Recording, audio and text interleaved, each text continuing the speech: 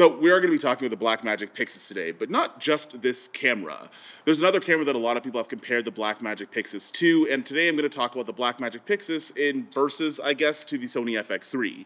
Personally, in my opinion, I think they're totally different cameras, but they do fit a similar niche in terms of their price point and type of users that might end up purchasing them. So in today's video, we're going to go through some of the body differences, the image quality, and why I kind of think some of these camera comparisons don't make any sense because it all is personal preference at the end of the day. But, well, we'll get there. Now, some people might be wondering why the Blackmagic Pyxis versus the FX3 instead of the FX6. Now, my general thoughts about this is mostly because of that price tag. If you're someone that's going to have the budget to buy the FX6, I'm probably not looking at the Blackmagic Pyxis, and obviously based on that price point, there's a couple extra things that are going to make the FX6 a lot better of a move. Now, the Sony FX3 is a sub $5,000 camera. It doesn't have built-in NDs, and it's actually shown its ability to be put on the big screen with the creator last year, which today people still haven't stopped talking about. So I figured today putting them beside each other is going to be a more fair comparison, but at the end of the day, we'll find out they're kind of completely different from each other. Now, both of these guys do have a cageless design, but I will say the Pyxis has a couple more mounting points than the Sony FX3. Now, the Sony FX3 does have '20 threads all over the body, although I've never actually used it outside of a cage because I've always felt the need to put a cage on this just for safety or in case I end up stripping or ruining the '20 threads that are on there. The Pyxis, in terms of its body design, is a little bit more sturdy, and obviously there's one that's larger than the other, and if you're looking at the top downs, I'll give you a guess on which one that actually is. The lens mounts for both cameras are going to be different. The Pyxis is going to have an L mount, EF mount, or a PL. Right now I'm using the L mount,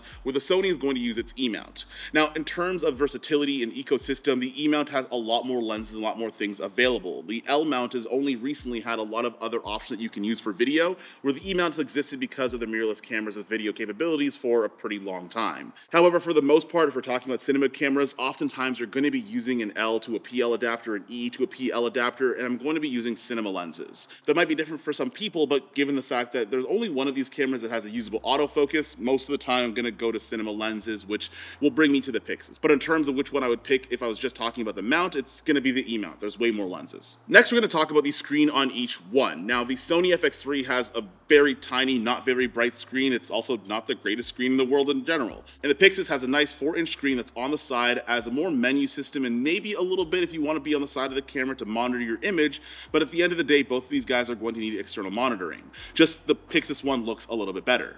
Blackmagic has done a really good job of making great monitors for their cameras. The Pyxis has an external monitor. Their Blackmagic full frame obviously had a great monitor as well. So in terms of using that screen while you're on set, I do find the Pyxis one a little bit more functional, where the FX3 having that mirrorless body design is a little bit smaller and it's not as good. Now, both cameras are going to have vastly different menu systems, and just by default, the Blackmagic is going to be the winner here. They've traditionally had some of the best menus in terms of cameras, video, or photography, although Blackmagic doesn't do photography. But Sony has menus that are in there, which they do have a quick menu that's useful, but it just hasn't had the greatest track record versus Blackmagic in terms of some of the menu settings. If you are looking for a camera that's easy to understand in terms of operating it from some of the back-end hardware, you're probably going to look at getting a Pyxis. However, because the camera focused solely on video, it's a lot easier to have some of those menu settings actually make sense and work the way that you want it to. Whereas the Sony FX3 just has a bit more to it because you could also technically do photo, and it also hasn't really changed the UI from some of their mirrorless cameras, and those menus are kind of confusing if you're a first-timer. Now, the differences between these two cameras, there's going to be some image quality differences. However, if you have not as good image quality, one thing that you can't forgive is going to be your audio. And the audio options on both these cameras are going to be a little bit different. Now, both cameras don't have XLR native to the bodies of either camera. The FX3, you need an XLR top handle in order to use XLR audio. And on the Pyxis, you only have one option for XLR audio, which you need a mini XLR to an XLR cable to do, which is a little bit limiting, especially if you're used to having two XLR sources. Now, it's nice they both have 3.5mm jack. So if you are someone that uses the DJI Mic 2 or anything else that uses that 3.5mm jack, you can use both on the same time, on the FX3 on that top handle or on the Pyxis with on the front and on the back, with the mini XLR being on the front and the 3.5 being at the back of the camera. The memory options are also going to be different as well. Both these cameras are going to be on the opposite side of the CF Express type debate. CF Express type A cards are on the FX3 where there's 2 slots, where CF Express type B cards are on the Pyxis where there's 2 slots, which is kind of an improvement from the Blackmagic full frame, which only had 1 before. Now, in terms of accessibility, CF Express Type B has been a little bit more accessible because there are multiple cameras, where CF Express Type A is kind of only on the FX3 and the FX6, which is 2 cameras versus many that you can get the Type B on. So if you are coming from different systems that use CF Express, you can still use those cards on your Pyxis, where the CF Express Type A cards, you only really have 2 options of cameras in order to use them. In terms of our I/O for our video, if you are connecting a monitor to it, because I kind of recommend having a monitor on either one of these cameras, on the Pyxis you're going to have SDI, which is a more professional, more robust system of actually connecting to a video transmitter or even a monitor, where on the flip side, on the FX3, you only have HDMI. Now, personally for me and for solo operators or small teams, you're going to be just fine with HDMI, but with SDI, you get a couple more options. Some of your readout speeds are going to be a bit faster while using wireless transmission, and overall they're going to be different, but for a lot of folks, SDI is the more traditional, more professional, I guess, option for things. Some of the other I/O that's a little bit different is the Pyxis does have the ability to connect to Ethernet and timecode as well, which the FX3 doesn't have. You also have USB ports for that Pyxis monitor on the Blackmagic, where the USB port on the Sony FX3 can be used to charge the battery or connect to your computer, but you also don't get the webcam function out of the FX3, and it works on the FX30, which we'll talk about a bit later in terms of using it for live streaming. But you have a USB port that's a little bit more functional while using the Pyxis, because you also can do SSD recording, which you can't do on the Sony FX3. Power options are going to be a little bit different. Now, the Pyxis has made an improvement. You can use those BPU batteries, which are ironically on the Sony FX6, in order to power your camera. However, the Z batteries on the FX3, they're just smaller batteries. They're not going to last as long. I mean, I'm talking about a battery that's this small versus a battery that's going to be about this big, and you can't get bigger Z batteries to go in your FX3. So if we're going to compare these two together, obviously the writing's on the wall in terms of how much power you can get out of either camera. Now, between these two cameras, there's also just different ways of exposing your image. Now, as we talked about before, there are going to be ISO differences. The base ISO, or the native ISO on the FX3, is going to be 800 versus the 400 on the Pyxis, and the high base or high native ISO on the FX3 is going to be 12,800 versus the 3,200 that's going to be on the Blackmagic camera. Now, there's going to be different ways of exposing either one. Now, on the FX3, you're going to be able to use something called Cine EI, and basically what it does is it gives you the choice to park between your two ISO values, at 800 and at 12,800, while you're using S-Log3. And essentially what you can do is you can index your ISO in order to change your settings to make sure that you're getting the most out of dynamic range, even though you might have to over or underexpose based on whatever the image is. That's a really basic way of explaining it, and I have a couple videos that I'll leave on the screen, but that's a new system of being able to expose your image and making sure you get the most dynamic range. Now, on the Blackmagic Pyxis, it's going to be a little bit different. Now, I am going to put a chart on the dynamic range at each ISO that's going to be on this camera, but generally speaking, things may live between that 400 ISO and a 3200 ISO. Now, this should be its own video, especially when we're talking about the over-under test and what you can do with each one, but essentially you're just going to have a smaller range in terms of ISO values, that you're still going to get a clean image, and also the way that you expose on the Blackmagic Pyxis, mostly, at least in my experience, involves a lot of false color and using my zebras versus on the FX3 and the FX line of cameras using Cine EI. Now, Cine EI, you could still use zebras, you could still use false color, but using the Cine EI feature, once you get the hang of it, it's a little bit different of a workflow than the Blackmagic Pyxis. Overall, it's just going to be personal preference in terms of how you like to expose your image, and if you could figure out Cine EI, because some people can't. Now, these cameras are both different in terms of their body and the design, but the thing that kind of makes it a moot point is the fact that they're going to be used for different things. Overall, if you want to get the spoiler for this video, the Blackmagic Pyxis is going to be used for more traditional workflows in terms of filmmaking, commercial, documentary, and etc., where the Sony FX3 compacts great image quality into a mirrorless-sized body, but still puts it under the cinema camera line. Now, they're going to be used for different things. If I'm going to be shooting a wedding, or if I'm going to be shooting a live event, I might be more inclined to bring the FX3 because it's small and it's compact. It's really nice that you could dress it up and dress it down, but at the end of the day, the body on its own is more than fine to get working right out of the gate, but also it can be used in more run and gun situations where things aren't as planned.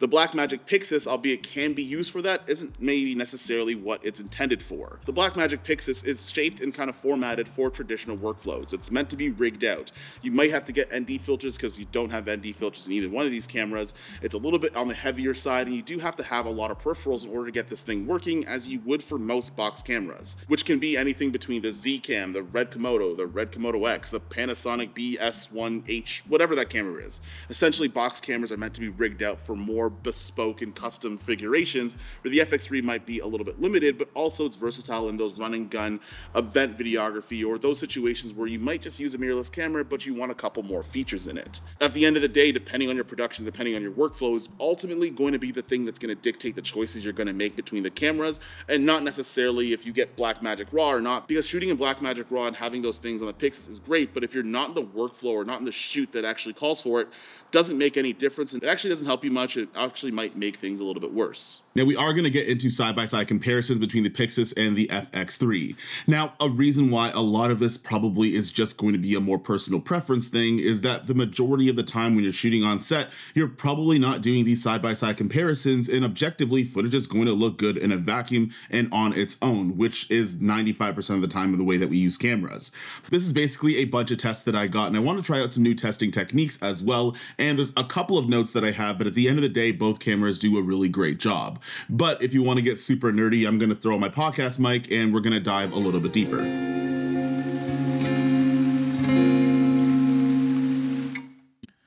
Now, in terms of image quality and just putting these images side by side to each other, you're going to notice that they both look really good. And this is kind of where the conversation about image quality between RAW and a regular codec gets a little bit muddled. Personally, in my opinion, I think what ends up happening is what we get out of RAW on the back end is more important on the front. What I mean by that is on the front is what I mean is the image that comes out. They're both going to look great. But on the back end, in terms of the flexibility and things that you can use, being able to change your ISO internally on DaVinci Resolve on the Pyxis, that's going to give you a little bit more flexibility. Now, I did leave the scopes on either one of these guys, so that way you could tell that even when you look at the scopes, there's a little bit more information out of the Pyxis footage. First is the Sony FX3, albeit they're in the exact same place, the same color temperature, and graded the exact same way. I'm going to get a little bit more flexibility out of one versus the other, and then when you put them side by side, they're still both going to look good, but in terms of the things that I can do on the Pyxis image, having that 12-bit versus 10 is going to be a little bit more useful, especially if you know how to color grade. If you're somebody that doesn't know how to color grade, someone that's not interested in working in a RAW workflow, then just go with the FX3, especially if it's a quick turnaround project. But if you're someone who's a little bit nerdy like me, you like to tinker around with things, then maybe using B-RAW is something that might be enjoyable to you. It's also super nice that DaVinci Resolve comes free with the Blackmagic Pyxis, where if you get the FX3, you kind of get nothing and you're spending slightly more money. But this is a side-by-side of both these guys in terms of the image quality. Now, the Blackmagic Pyxis does have a lot of flexibility in terms of that B-RAW and having a bit more information, but that doesn't mean it's as flexible in every area. Its frame rates are a little bit limited. If you're shooting in 6K, you have up to 36 frames a second, 48 if you go to 17:9, and 60 if you go to a 2:1 aspect ratio, which personally I prefer more on using anamorphic lenses more than spherical ones, but that's nor here nor there. Just you have to window in a little bit more and crop in on that sensor to get more frame rates. Whereas on the Sony FX3, you can shoot at 24, 16, 120 frames a second at full frame using the aspect ratio native to the sensor at 16:9. And if you're using DCI, you can get up to 48 frames a second, but that's less than 60. So if you want to use it the other way, you absolutely can. Now, if you're somebody that likes to shoot a lot of slow motion, personally for me, 60 frames a second is just fine, then the FX3 might be the camera you're looking for. If you're going to get 120 frames a second at 4K, then this is going to be the camera for you. Now, you can shoot 120 frames a second at HD on the Pyxis, but it's so bad that I'm probably not going to show it in this comparison. And also, I don't shoot in 1080p most of the time anyway, so it's not necessarily for me. If you want those frame rates, get the Sony FX3. And if it doesn't bother you at all, just stay with the Pyxis. We're going to talk about rolling shutter, and honestly, I'm going to try my best to never do this type of test again. I made an entire video about why this is kind of dumb, and, well, I'm doing it again for the sake of demonstration. But you're going to notice that the Sony FX3 has a better shutter performance when we show these two side by side. But more importantly about that is actually the flickering of in-house lights. In the previous example showing off 48 frames a second, you did notice that there are some lights flickering in the background. Now, on DaVinci Resolve, you can actually get a de-flicker application and plugin that you can use to help your footage, but that rolling shutter is the cause of having flickering lights, especially when they're not the same frequency or they can't catch up to the speed of your camera. Now, a fix for this would be to theoretically would be to change the frequency inside of your camera for the lights that you're going to be working with. But in terms of rolling shutter, rather than swinging this back and forth, one thing that would be easier to see is going to be the differences in those house lights. But there are some fixes that you can use on DaVinci Resolve to help mitigate that. Now, in terms of anamorphic support, the Pyxis is going to be the clear winner here. Now, this is an already de-stretched FX3 clip. I wanted to be able to show this because, well, if you talk about 16:9 sensors versus a 3:2, when you put one overlaid on top of the other, the one that's in black and white is the information you're going to get with the exact same lens while it's de-squeezed at 1.5 times. The FX3 has a smaller usable sensor area. So when you are using anamorphic lenses, you're not going to get all of the resolution that you would like. On top of that, the Sony FX3 still requires to be de-squeezed in post. Now, every time I change a clip attributes, I can't really show it when it's unde-squeezed without showing the exact same clip, which sounds like a really confusing way to say that you do have to do this in post. Now we're going to run an over-under test to see exactly where the image breaks in terms of its under or over exposure. Now both these cameras have dual native ISO, so I'm going to test one at 400 and one at 3200 on the Pyxis, and then 800 and 12,800 on the FX3. Now, the underexposure on the Pyxis is kind of what I expected it to be. Contrary to popular belief, but when you are working in more underexposed situations, using a lower ISO may fare better than using something that's a little bit higher. As if you look at the charts in either the FX3 or the Pyxis, you're going to notice that there are more dynamic range stops in the darker areas of your image. Now, this is going to obviously have a limiting factor. You don't want to necessarily go all the way underexposed, at least more than 3 stops anyways, because once you get to 4 and above, it just looks like an absolute mess.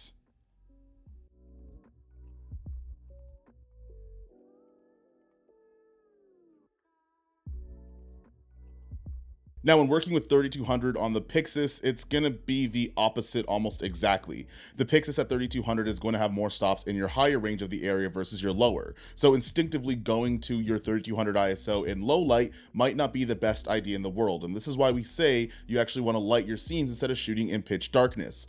On the 3200 on the Pyxis, you're going to notice that image is going to break in a really significant way to where it looks unusable and even sooner than you were at 400.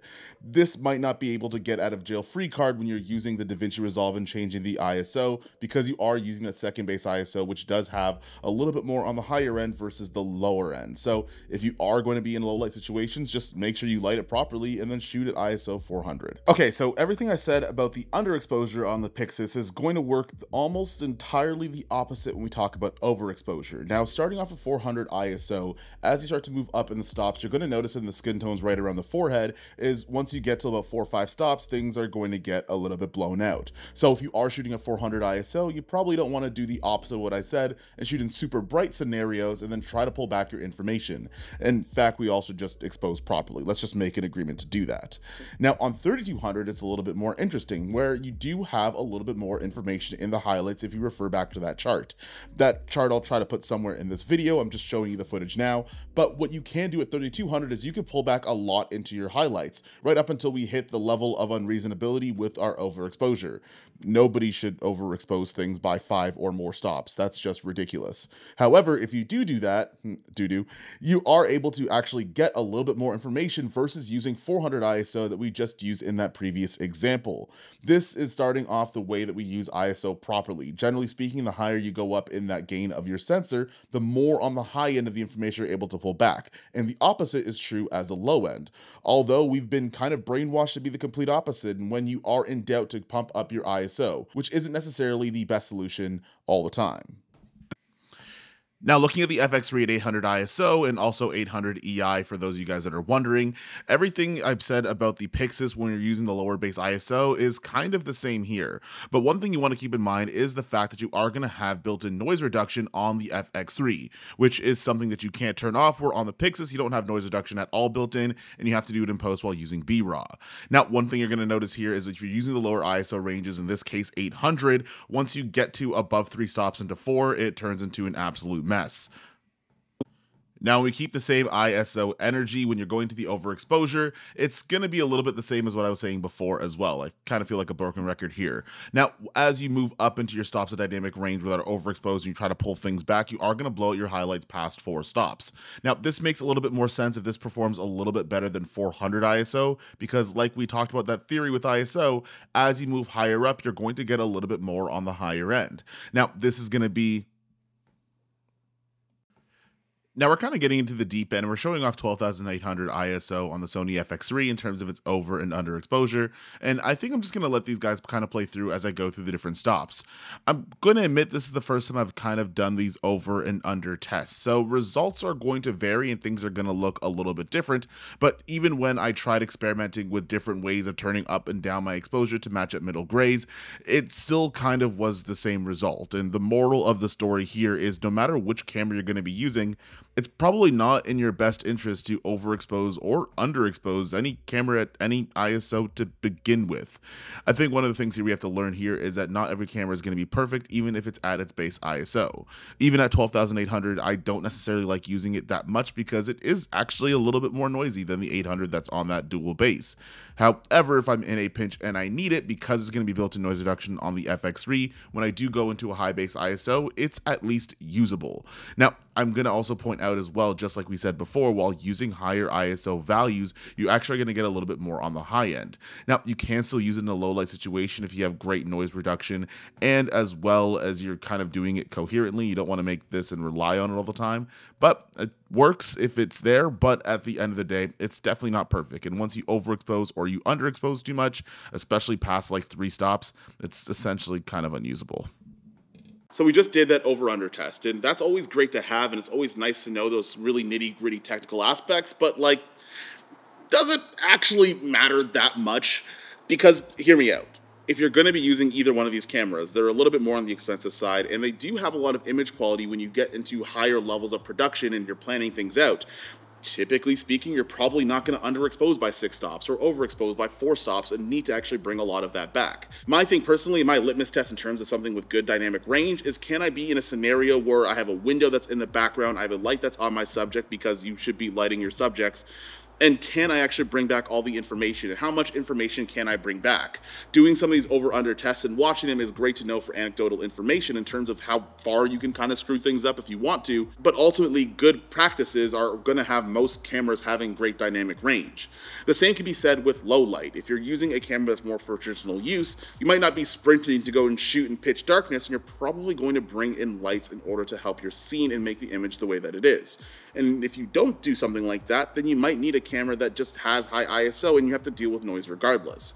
The Blackmagic Pyxis is not a camera to go at 12,800 ISO, just being completely honest there. Now, between the Sony FX3 and the Blackmagic Pyxis, which camera should you get? After seeing all of these tests, I can't really tell you heads or tails. It's going to depend on your workflow and the ecosystem that you're currently in. If you're enjoying the Sony ecosystem, you like being able to have third-party lenses, you don't mind the clinical sharpness of some photography lenses, you like having autofocus, maybe just stay with the Sony FX3, especially if your jobs require you to have things like autofocus, something that's small and compact, and using B-roll or using 6K isn't something that's necessarily something you need to get into right now. Now, if you're somebody that's going the more traditional route, shots are planned out, you have very deliberate ways of moving the camera outside of your tripod. Maybe you're using other pieces of grip in order to make those type of decisions. The Pyxis is going to maximize on some of the image quality and some of that workflow having B-raw, and as well even just rigging the camera up and getting some options. You're going to have a little bit more of that on the Pyxis for that more traditional style of workflow versus the FX3, which albeit has great image quality and a lot of functionality, but it's just meant for a different type of user. Most people that are getting this for work typically know what kind of shooter they are. If you're someone that shoots a lot of events, if you're someone that shoots a lot of things that are in the moment, getting a camera that's going to make you slow down maybe isn't the smartest decision in the world. However, if you are moving in that direction, you like shooting short films and more structured commercials and other things of that nature, the Pyxis makes a lot of sense. I feel kind of like a broken record saying that, but ultimately, just because something might be close in price doesn't necessarily mean that they're made for the same person. And ultimately, like we mentioned in the other video, it's all kind of up to you. Taking all the information that's going to be in this video and helping you make your own decisions is ultimately going to be the right one for you. As, being completely honest, I don't know everybody on the other side of a screen, so the best thing I can give you is the most information that I could find between these two cameras that doesn't make it a 30-minute video, although it might just be. Now, that being said, leave a comment down below, not which camera you're going to pick, but what type of shooter you are, as that might actually dictate the first question of whether or not you need to buy either one of these two cameras. Now, the YouTube algorithm does think you probably want to watch a video over there somewhere, mostly about setting some expectations if you do decide that you want to order the Blackmagic Pyxis, and I'll see you in the next one. Peace.